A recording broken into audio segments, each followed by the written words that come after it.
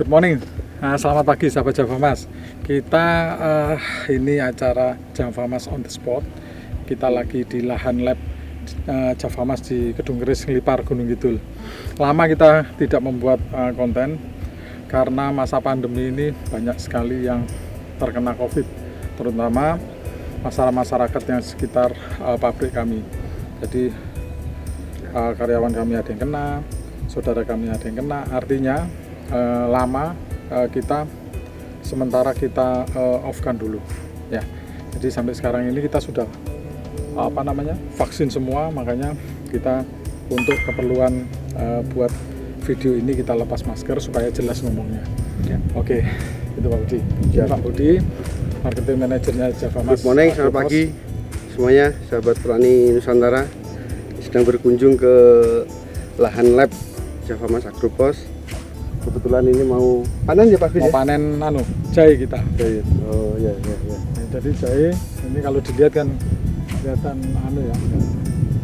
nggak baik kelihatannya. Ya. Nanti kita lihat pakai sistem full power kita bagaimana. Ya. Berapa dBl Pak? Kalau yang di sini 205 dBl Pak Budi. Terus ini benih yang asalnya dari ketinggian daerah yang dingin lah istilahnya. Bukannya biasanya Pak, di daerah yang dingin atau tinggi baru bisa hidup.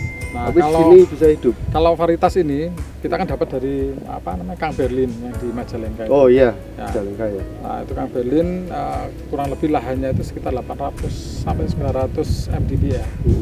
Nah, sekarang ini kita coba di 205 dBl di sini.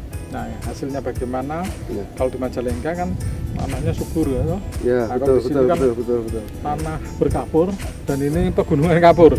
Tanah yang terkenal tidak subur gitu. Banyak bebatuan ini Pak. Wah, banyak sekali ini. Ini aja udah dibedekan tetap ada batu.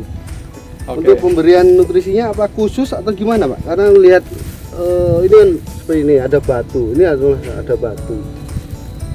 Harus bagaimana? Atau pengolahan tanah atau bagaimana? Kalau di sini memang harus ada pengolahan yang spesial ya. Spesial itu artinya harus banyakin kandungan organiknya.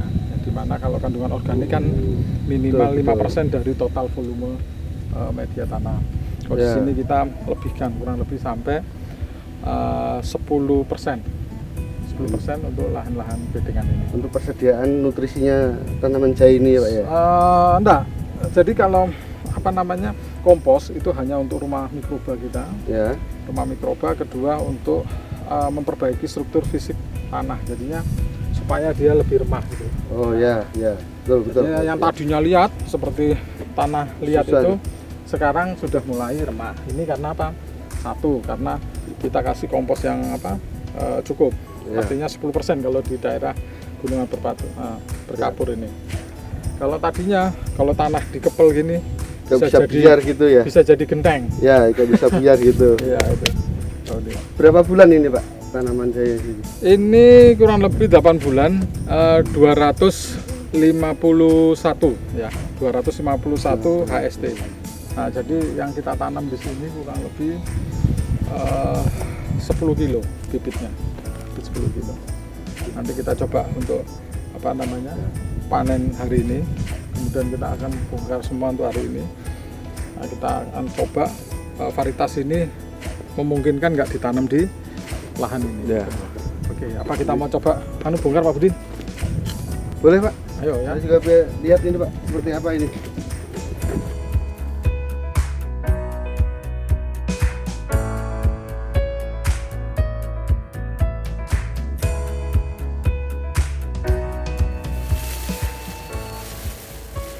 Yang satu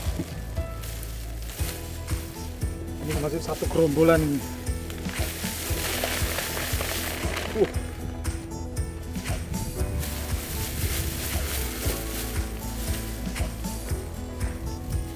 Masih ada yang di bawah itu Pak? Hah? Masih ada yang di bawah. Mari kita lihatkan situ.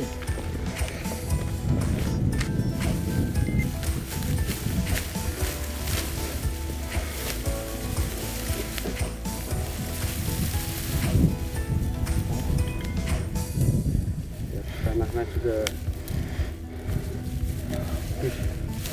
besar. Nanti kita ukur, timbang. Biar gogrok dulu semuanya. Ayo kita panen semua yuk. Oke, kita lihat ini ya. Tanaman Ini yang seperti kurang maksimal. Coba kita lihat.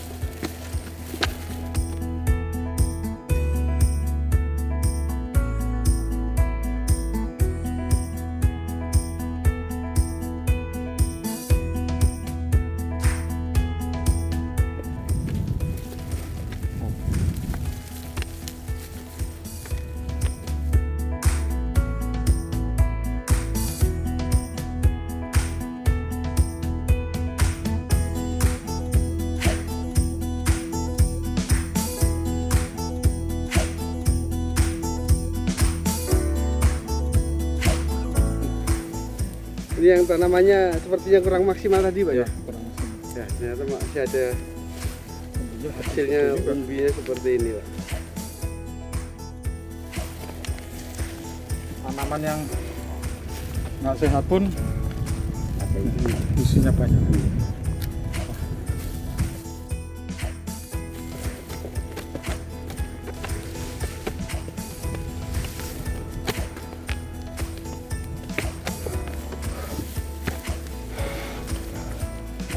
Kemarin kita coba membuat wedang jahe di sini.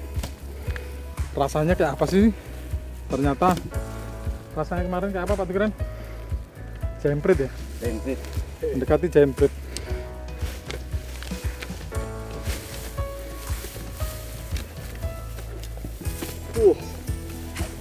Geran. Mantap. Woi. Oh, bersihkan tanahnya aja. Nah, Biar gogrok, Pak Geran.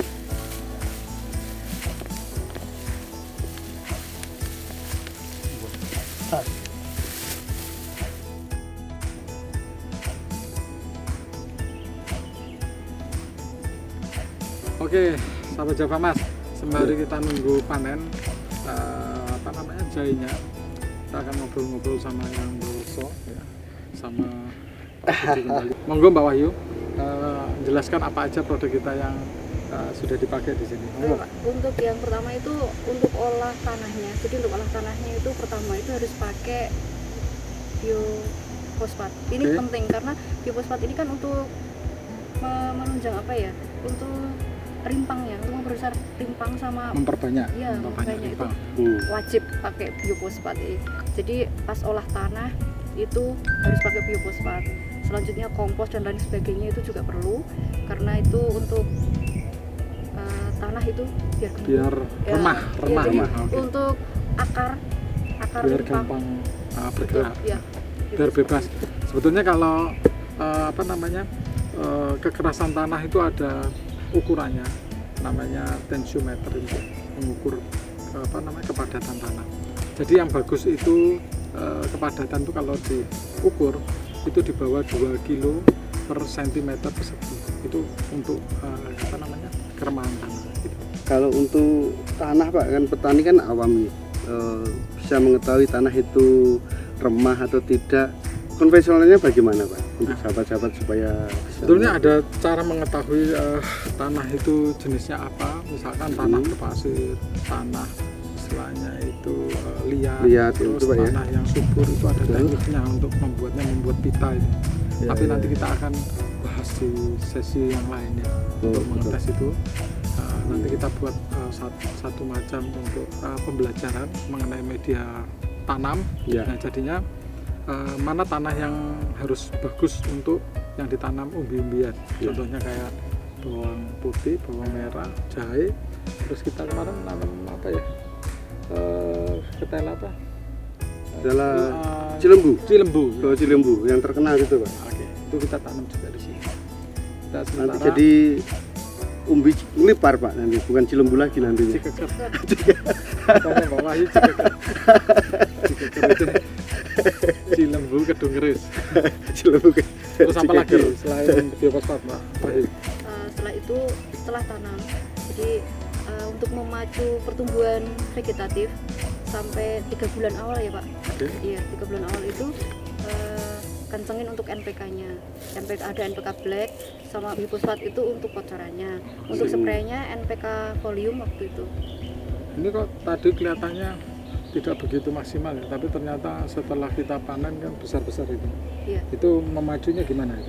Untuk pacunya kan itu tetap untuk biofosfat. Jadi kami lebih mengutamakan ke rimpangnya, bukan untuk bodinya. Kalau bodinya lihat ya seperti itu, Pak. Oke. Tapi lebih ke tanahnya dulu ya Pak ya, iya, supaya yang pertama itu itu ya. untuk Nutrisi, serapan nutrisi nutrisi. dari bawah. Ya, Jadi ya, ya. untuk memperbesar rimpangnya. Kalau saya seperti itu. Jadi Oke. kalau bodinya seperti itu ya orang lihat kayak aduh gagal ini. Tapi begitu dibuka ya besar-besar. Berarti kan Jadi itu bisa dilihat. ya. Oh, gitu ya. Nah, itu bisa dilihat. Itu kan kelihatan tidak sehat gitu ya.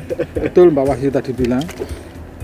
Fosfat itu kan memicu pertumbuhan akar, ya toh? Ada akar itu kan ada yang fiber root, ada yang tuber root. Tuber root itu yang menjadi umbi, tapi yang fiber root itu adalah yang menjadi akar-akar halus itu tadi. Oke, selain itu apa lagi Mbak Wahyu? Yang memakan. Oke, selain biofosfat, ini yang paling penting juga untuk mempercepat proses pembentukan akar itu Java Hydrous Calcium. Java Hydrous Calcium ya. Pembentukan akar ya Mbak ya, Iya, Untuk memicu bulu akar tadi bulu ya. akar. bulu akarnya. Oke, itu tadi benar banget ya Mbak Wahyu bilang. Jadi kuncinya itu adalah di dasar. Nah, dasar itu misalkan biofosfat. Biofosfat itu memang memicu, juga ada kalsiumnya juga. Terus selain dari dari akar, diaplikasikan dengan kalsium yang ionik ya, yang disemprot dari atas. Kenapa kok ionik? Karena kalau bawah aja kurang lebih sekitar 70% terserapnya. Jadi 30% kekurangannya kita spray dari atas. Ditambahin itu Pak ya, Ya, jadinya, supaya jadi dia maksimal. Ya. Kayak bahasanya kita kan full power. Oh ya, dari bawah sampai ke atas Ini full power. seperti ini, kaosnya full power. Oke. Terus apalagi Mbak Wahyu? Folium masuk folium. Masuk itu untuk proses pertumbuhan dia vegetatif itu 3 bulan awal sampai 4 bulan itu Oke. tetap harus dia digenjot untuk pertumbuhan vegetatifnya. Oke. Terus setelah itu berikutnya untuk baru pemaksimalan seperti pembentukan rimpa kan dia di dalam udah ini, tapi dari atas harus pakai fosfor. Oke. Kemarin kita ada 1000 meter yang kita tanam di Kalijo. lahan lab Iya. Kalijo ya. Itu kita sudah coba tes rasa ya toh, untuk jahe yang namanya ini Paris katanya Kang Berlin. Paris ini juga saya belum tahu pastinya namanya sebenarnya, tapi yang jelas itu rasanya seperti jahe bread ya. Jahe bread keras ya, kalau di sini ya jahe lokal lah istilahnya. Jahe lokal. Tapi jahe bread itu kalau dibuat untuk diseduh atau dibuat wedang jahe itu Minuman. juga istimewa, juga bagus rasanya. Tidak seperti jahe gajah yang hambar ya. Kemudian jahe merah itu yang beraroma. Tapi ini lebih ke arah jahe bread itu. Rasa Dan ini berarti saya ya? kira rasanya juga bagus, pedas juga. Ya pedesnya. Nah, ini saya kira juga lebih lebih maksimal kalau ditanam di naungan pohon, jadi lebih mudah ya. Iya. Artinya kalau ini ditanam di sekitaran pohon, karena kita kan open field ini dengan harapan kemarin seperti menanam budidaya jahe gajah itu full open.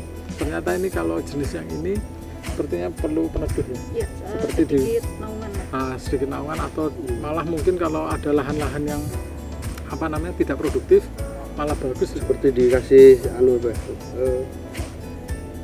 paranet paranet atau lebih apa gede gitu lagi ya? Pak Budi. Oh, beda Jadi lagi. misalkan di bawah Pohon. pohon besar, ditanamin itu, atau di bawah rindang gitu. jabon atau di bawah sengon atau Ya. apa, bisa ditanam itu. Karena ini saya lihat root zone-nya cuma sekitar 30 cm, jadinya nggak mengganggu tanaman utama. Ini juga panen lebih di atas gitu Pak ya? panen maksimal ya, betul. Oke. Apalagi Mbak Wahyu? Oke, terus untuk ini mendekati kemarin dibagi 3 sih. Saya pikir ini untuk proses pertumbuhan dari setelah 3 bulan sampai itu masih membutuhkan waktu lama. Tapi ternyata di bulan ke-8 itu udah menunjukkan dia mau panen. panen. Jadi di situ kami meningkatkan untuk memacu pupuk untuk pertumbuhan rimpang. Jadi lebih harus dikencengin. Jadi Terus mulai untuk dari rasa kemarin dikasih apa yang lebih supaya rasanya tes gitu? pakai Java Bloom, Java Bloom ya. ya, Java Bloom karena mengandung apa? kalium. Kalium atau potasium, jadi itu juga meningkatkan aroma. Kita Java Green pakai nggak? Pakai karena Java Green ini kan untuk sistem metabolisme tanaman lah istilahnya kalau untuk ini. Fotosintesa. Iya, fotosintesnya itu perlu. Bahkan Java Green ini di setiap proses pertumbuhan ini wajib diikutkan karena ini Ikut terus sih Pak ya? terus. Ikut terus. Ya. Karena ini semacam kayak vitamin, orang butuh vitamin. Ya. Juga tanaman. Jadi memang di Java Green itu ada boron, ada magnesium, ada Fe, ada kupri atau tembaga. Kemudian yang nggak kalah pentingnya adalah molybdenum. Ya. Jadi ini satu komponen yang nggak lepas dari metabolisme tanamannya. Kalau kita ini ibarat manusia, makan nasi aja memang bisa membesar, tapi akan kalau bahasa Jawanya ungkris-ungkris, gampang sakit. Artinya kurang vitamin A, B, C, D, Kurang sayuran, E, sayur kurang mayur gitu panas ya. sinar matahari seperti ini, kurang vitamin D, itu juga akan gampang sakit. Apalagi zaman corona ya Mbak Wahyu ya. Ini perlu vitamin D, makanya kita ini berjemur sekarang jam 10 pagi ya. Nah, Dedi kalau bahasa Jawanya. Oke. Jadi Java Green juga penting. Jadi kita memacu suatu tanaman itu supaya nggak mudah sakit Seger ketika terus gitu Pak ya. ini kan ditanam pada saat mendekati musim kemarau ya. Nah, jadi dia lebih tahan kering karena ada mengandung boron. Oke. Sahabat Java Mas, ini adalah hasil satu rimpang di mana induknya kurang lebih beratnya sekitar 60 gram sampai 75 gram. Ya, paling berat 1 on. Kalau 1 on udah terlalu berat. Nah, hasilnya 1,8. Kalau 1 on aja jadi 1,8 berarti sudah 18 kali kurang lebih. Nah, ini kalau ini yang jelas kemarin rata-rata kita potong umbinya sekitar 60 gram. Jadi kurang lebih sampai 20 kali lebih. Artinya kalau 60 gram itu jadi 30 kali lipat daripada umbinya. Misalkan 1 kilo umbi bersih ya, itu bisa jadi 30 kilo kalau dengan varietas yang dibilang Paris ini. Tapi kalau ngelihat bentuknya ya, ini seperti giant breed ya, tapi dengan potensi yang satu rimpang sampai 1,8 kilo, ada yang 2,5 kilo kemarin, tapi pikir rata-rata ya sekitar 20 kali lipat. Artinya potensi hasilnya 1 kilo bisa jadi 20 kilo sampai 30 kilo. Kalau bagus bisa mencapai 30 kilo, tapi ini kalau kita punya rata-rata sekitar 25 kali atau 1 kilo jadi 25 kilo dengan sistem full power. Oke. Ini hasil panen Jaya hari ini. Jadi nanti bisa SOP-nya kita akan bagi. Oke, sementara itu dulu sahabat Java Mas, ini hasil hari ini. Sahabat Java Mas, jadi kita selain mengadakan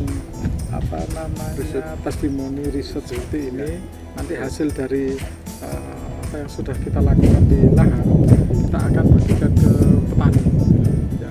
Setelah itu petani bisa akan menyontohnya. Jadi petani bukan dipakai untuk lahan untuk coba-coba. Jadi kalau di Java Mas itu kita riset dulu cara aplikasinya ya. Kita juga punya aplikasi, tapi itu setiap bisa 2 tahun atau setahun kalau ada cara teknik yang lebih bagus kita akan ganti terus gitu. Jadi diperbarui Pak ya? Diperbarui terus. Jadi sahabat petani dimanapun berada bisa mengakses edukasi kami di Taniku ya, supaya jadi sahabat tani, jadi sahabat full power ya. Kemudian di situ juga ada, kalau mau konsultasi langsung ada juga nomor teleponnya langsung. Aplikasi juga ada Pak Budi kita. Aplikasi kita aplikasi Taniku ya, yang ada di Play Store ya. Bisa download gratis ya. Ya gratis Pak. Itu. Nah, nanti kalau Bisa kurang dibawa kemana saja. kurang apa namanya kurang paham atau Bisa langsung. tanya permasalahannya nggak ada di sana, bisa telepon Betul. ke di situ ada teleponnya, nanti Ya. saya yang jawab gitu. Itu Jadi- Pak Budi yang buat itu. Betul. Jadi tim kami Pak, bukan saya sendiri. Termasuk ini. Oke. Kemudian kami juga ada grup untuk semua Di Facebook, sahabat ya, sahabat Javamas itu grup di Facebook. Jadi untuk petani full power kita kumpulkan di situ semua, kita mengedukasi dulu Saling supaya bagi juga antar Ya, petani. Ya. betul, saling menginfokan info-info yang terbaru, mungkin budidaya atau bahkan sampai ke harga Pak. Oh ya harga ya. Sampai ke harga. Terakhir harga komoditi Ya. besar ya, Betul, itu selalu kita update gitu Pak. update ya. Ya. Nggak salah kemarin kadang 2 hari sekali, kadang 1 hari sekali ya. Ya, gitu. Tergantung itu Pak. Kalau Fluktuatif harga. ya kalau harganya berubah biasanya di update gitu Pak. Jadi supaya mereka tahu.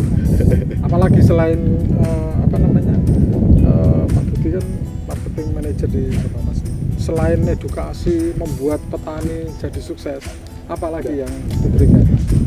Yang sering kami lakukan dan sudah 2 tahun sekarang adalah membuat Go Green. Apa tuh Go Green itu? Go Green itu peduli Javamas terhadap lingkungan. Oh, oke. Jadi supaya Program Go Green itu ya? Ya, program Go Green. Tujuannya tuh apa itu sebetulnya? Sudah 2 tahun kita jalan tahun. itu Pak ya. Dan 2 itu tahun kita. tujuannya untuk supaya sampah-sampah itu biarkan kami yang mengelola lagi. Oke.